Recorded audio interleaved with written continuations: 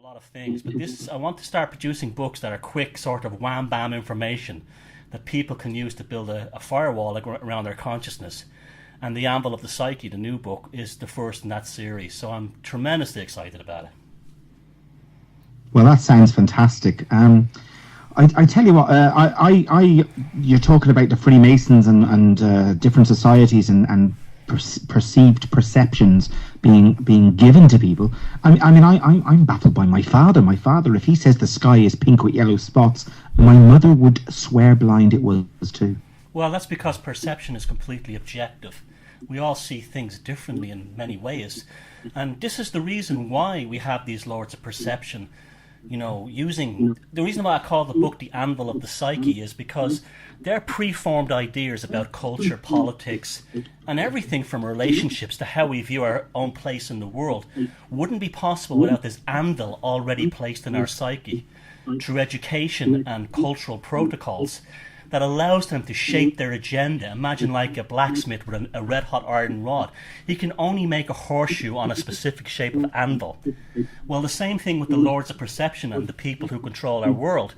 They can only put their agenda through as long as we have a preconditioned anvil within our own psyche, which they can hammer their agenda home. And education is key to that, particularly the domination of the left brain over the right brain.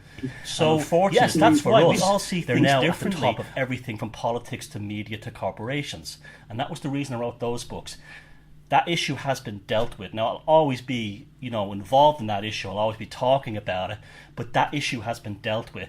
Now, you spoke early on at the beginning of the show, right? The 2012 thing. We all knew that was crap from the beginning. We all knew that was a delusion, okay? We did, yeah. It's gone. It's over. It's finished, okay? We're back into reality. Where do we go from here? We developed a more reality-based approach to the world around us. And a big part of that is building a firewall around our psyche where these extraneous ghosts or agents, which are placed upon there and everything from marketing to advertising to politics, can no longer get in there, so we can make rational, non-hysterical decisions about information that's presented to us. And that is the underlying message of the new book, The Anvil of the Psyche.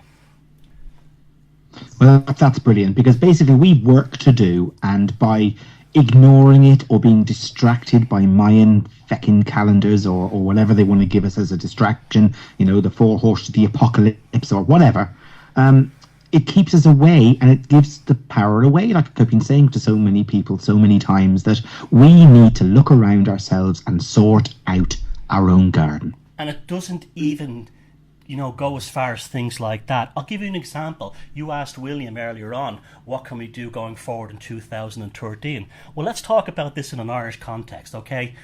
Issues like Gaza do not have any relevance to Irish people's lives, and the political elite are perfectly happy in this country having us all worried about the Israeli-Palestinian issue.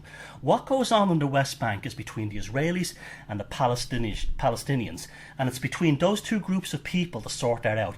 Irish people externalising their own potential towards external issues like that stops us from dealing with real winnable issues here in Ireland, like the fluoride issue.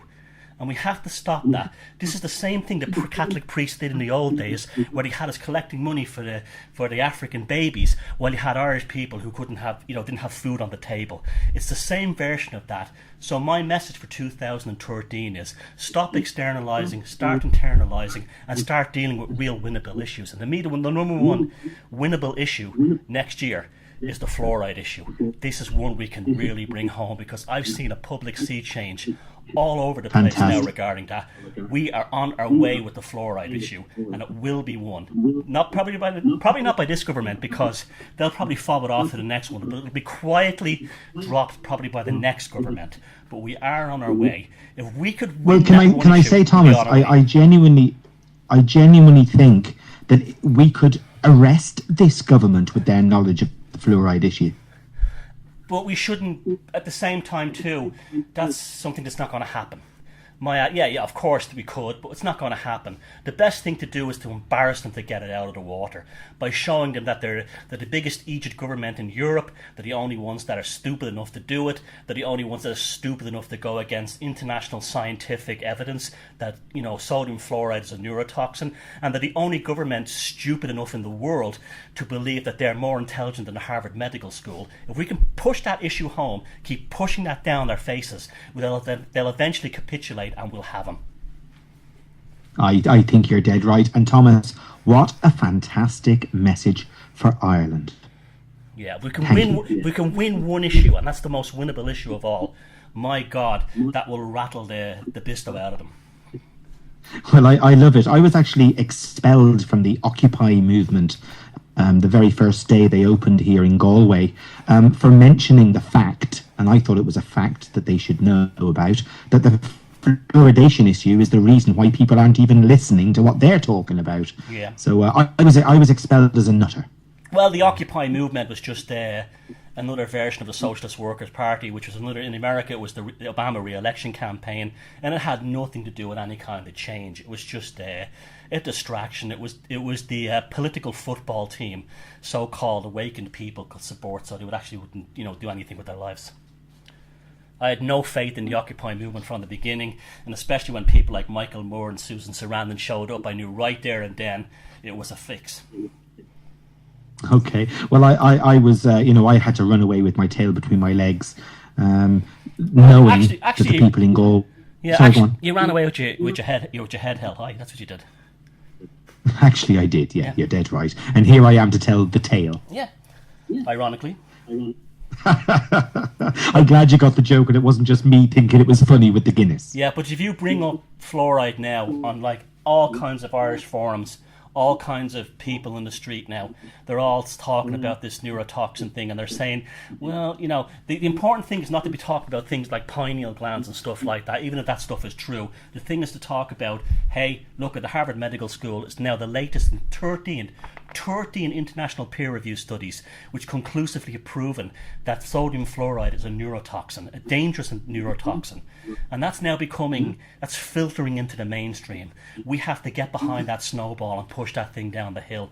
And if we can deliver that message, and if we can get that victory, that will put us in an amazing position of power, and then we can start to really get behind things. Well, we're already should get behind them anyway, like Ben Gilroy's new party, and pushing this kind of stuff, because we have to become a virus within the Irish body politic. That's the only way we'll change. We're never going to have a revolution. We're never going to be, outside Dáil Éireann with piano wire ready to hang them from the lampposts. That's never going to happen. But what we can become is an irritant within the system to eventually get them to capitulate and come around to issues that are winnable and are meaningful, and which can change things and bring us back to the democracy we should be, which should be similar to Iceland, Norway and Denmark, and not the current EU vassal state, IMF vassal state we currently are. Well, that's absolutely fantastic. And Thomas, thank you for coming on Out of the Bag tonight on my St. Stephen's night show. Thomas, please, will you come back very, very soon for a proper, maybe even a 3-hour show together where we can really go over the bones of your book, and hopefully I'll have read it then, and we can have a great old chat. It'll be an honour and a privilege, sir. Thank you.